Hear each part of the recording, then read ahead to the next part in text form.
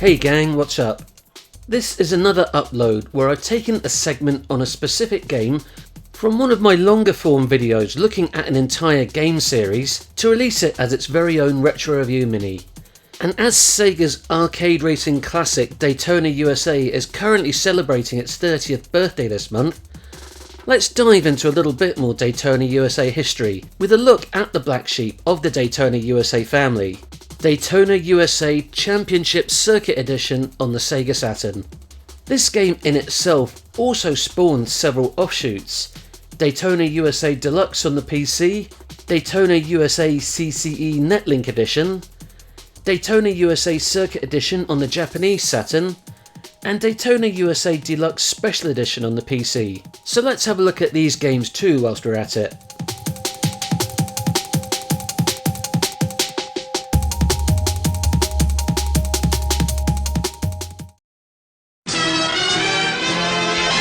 So let's move on now to our next version of Daytona USA, which is also for the Sega Saturn, and this is that rumoured improved version that I'd first heard about back in 1996 when I first bought my Sega Saturn.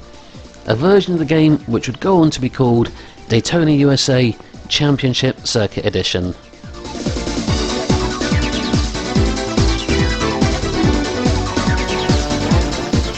Now, in the original version of this video, this was the point where I explained that although I do own a Sega Saturn still, I actually sold my copy of Championship Circuit Edition about 10 years ago. Well, that'll be closer to 13 now. So I was using a Saturn emulator called SSF to emulate the game, and the emulation wasn't perfect, it was causing problems with flickery graphics. Well, I'm now using one called Yaba Sanshiro, and rather than causing any problems with the graphics, this upscales it into 1080p and actually makes the game look really quite incredibly crisp. Even just beyond the artificial improvements that the emulator adds, I think the improvements in this game compared to the first are obvious from a visual point of view, with the game now running at a much faster 30 frames per second, and also getting rid of those ugly black borders at the top and bottom of the screen that the PAL version had. Improved graphics weren't the only change to the game though. The game now also featured a selection of different cars and also two brand new tracks: National Park Speedway and Desert City. Let's have a quick look at them both now.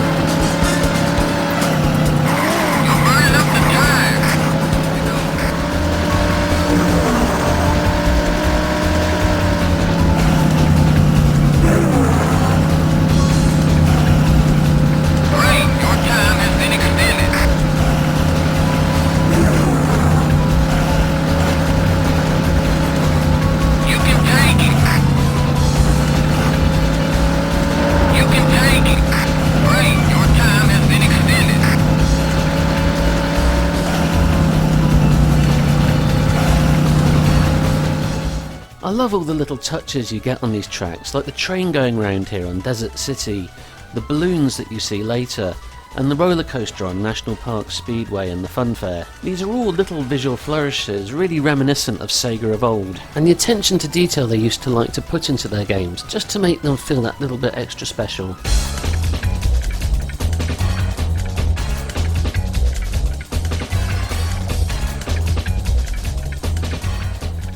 One of the other great things as well about the Saturn version of Daytona USA Championship Circuit Edition is the fact that not only did it provide all this extra content compared to the original game, but they also managed to squeeze a split-screen two-player mode in there as well. Now, one of the curious things about this game is the fact that it was handled by Sega AM3 rather than Sega AM2, and Sega AM3 were the guys who'd made the Saturn's port of Sega Rally. And by all accounts, Daytona USA Championship Circuit Edition, that's a real mouthful to have to keep saying that, I'm just going to call it CCE from now on, was also based around the same game engine that they'd used for the Saturn version of Sega Rally, which led to complaints from some players that the game now no longer felt like Daytona USA. Now, whilst I could see that this would be a source of frustration for some people, I have to admit that this didn't bother me at all back in the 90s when I actually owned the game.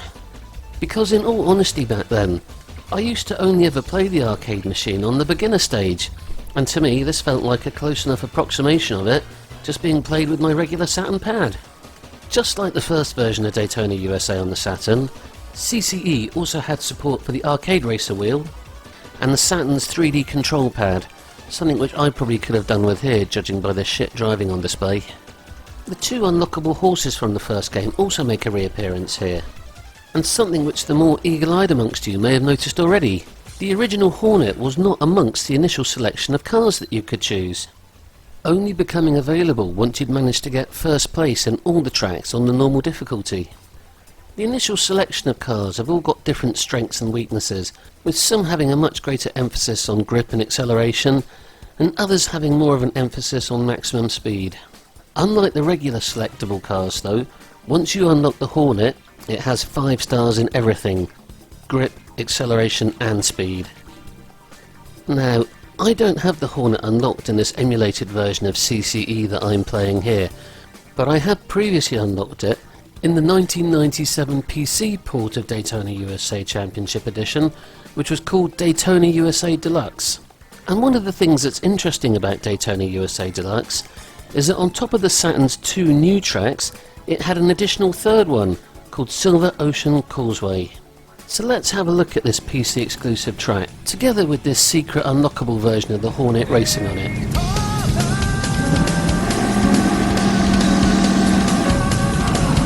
And they're underway.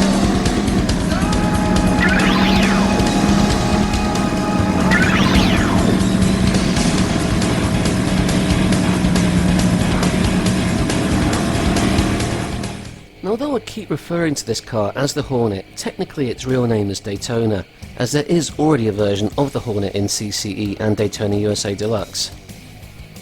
And with its 5-star maxed out stats, it doesn't really handle anything like the Hornet from the original arcade game.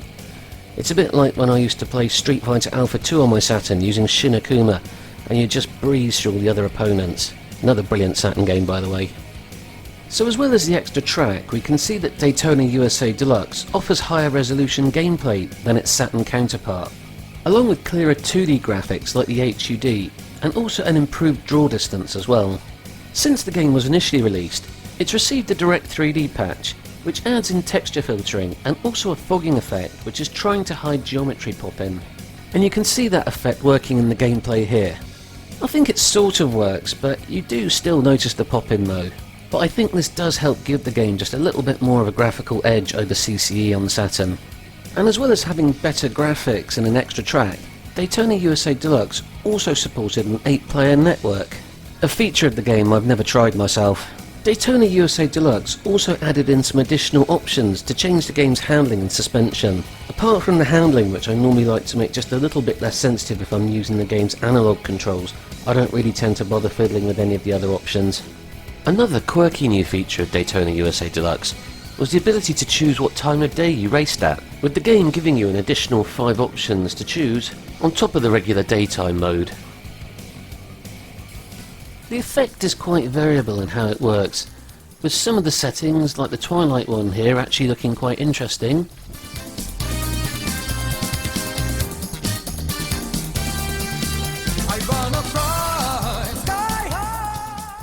But others, like the midnight setting, just making it look like your PC monitor's broken.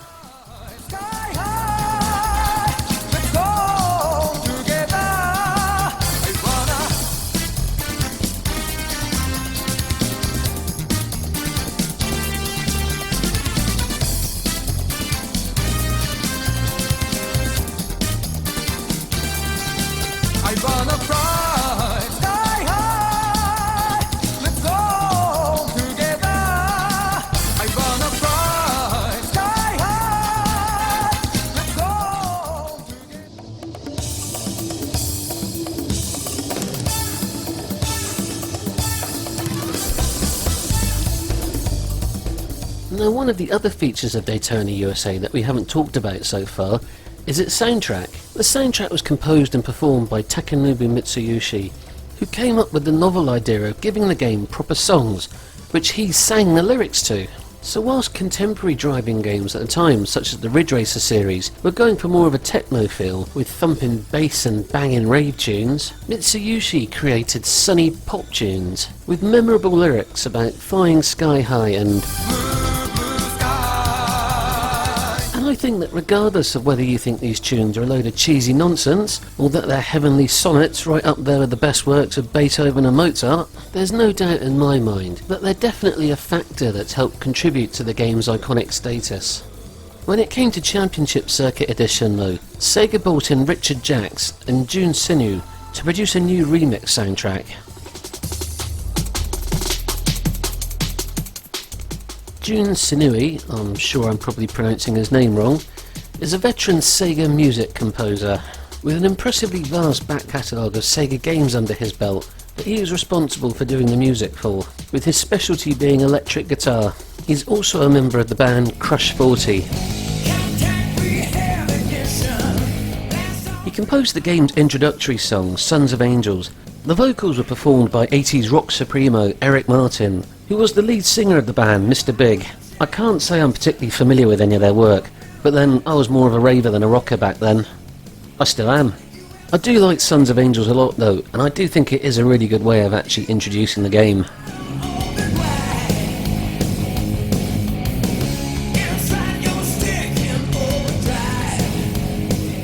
Richard Jacks is a name that you'll probably be familiar with if you played any of the Sonic and All-Star racing games that came out last generation, with Sonic and All-Star Transformed being a particular musical highlight for me, with some really excellent dancey remixes of classic Sega theme tunes, and some particularly good drum and bass ones as well.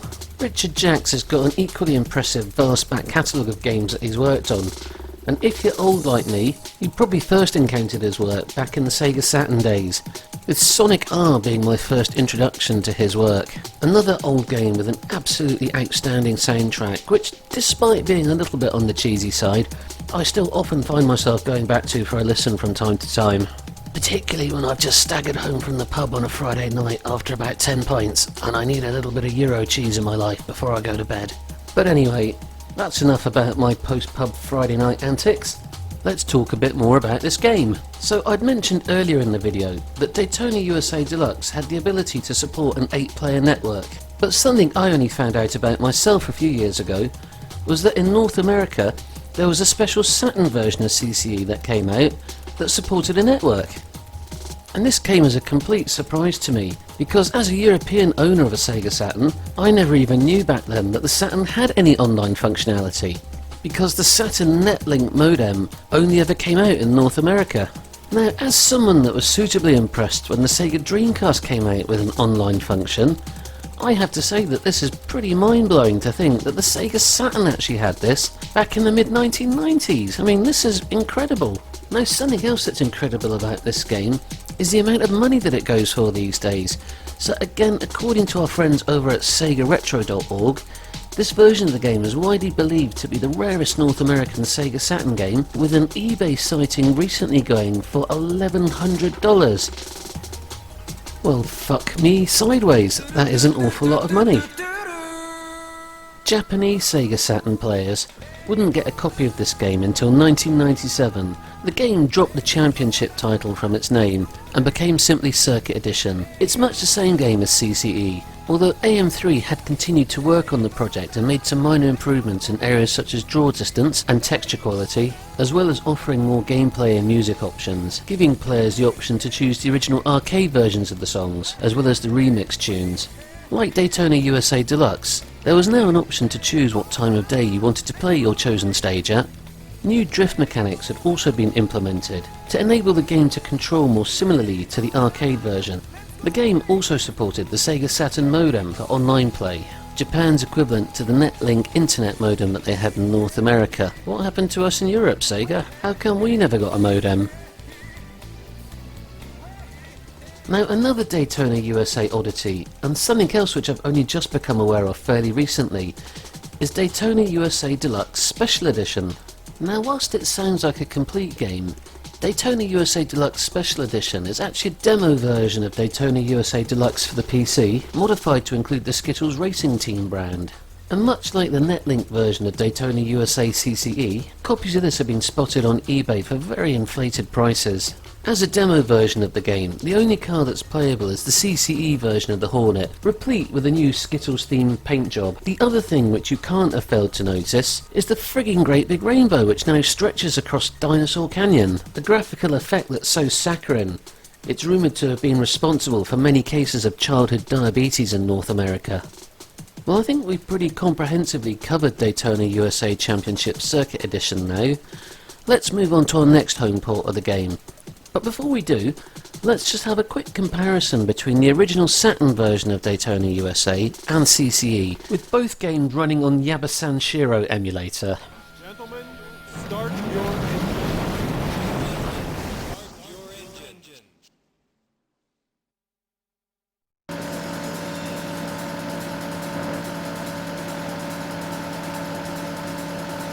Three, two, one, and they're underway.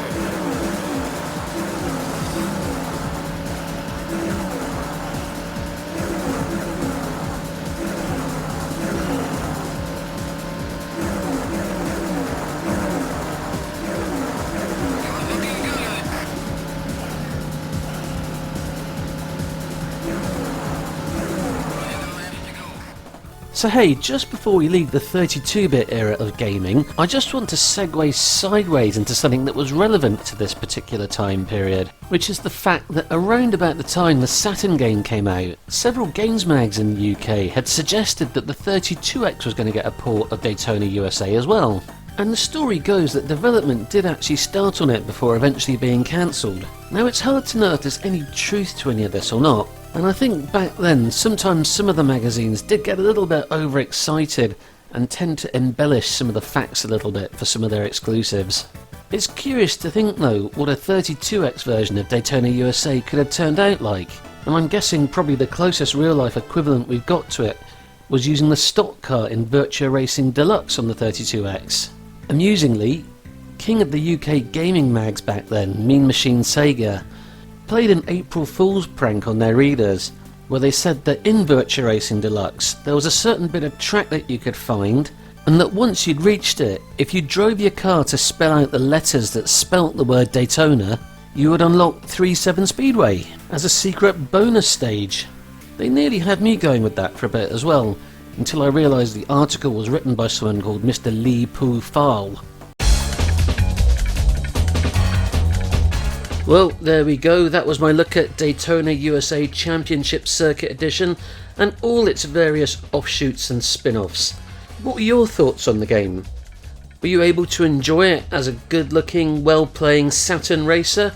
Or did the fact that it differed so much from the arcade original and the original Saturn port of Daytona USA just effectively sap any enjoyment you were able to get from the game? Let me know in the comments below. I skipped the original Saturn version of Daytona back in the day and jumped straight in with this version, and so I really enjoyed it, I think because of the fact I wasn't comparing it at all to how the original version of Daytona played on the Saturn. And as I mentioned in the original retro review, I only ever used to play the original arcade game on the beginner stage back in the day, so I didn't really have any idea that the way this game handled was completely different to how that played when you're actually playing on the advanced and expert courses. Not like the lean, mean, gear drifting, ass kicking Daytona USA machine that I am now. So yeah, Daytona USA Championship Circuit Edition doesn't handle anything like the original Saturn version or the arcade game, but I think if you can just look past that, what you are left with is a decent game that looks great and is fun to play. If you enjoyed this video, why not check out the longer version where I look at all the different forms of Daytona USA that have come out, called 25 Years of Daytona USA Special Edition. Well, that's it from me for the time being. I will catch you again sometime soon. Cheery ho!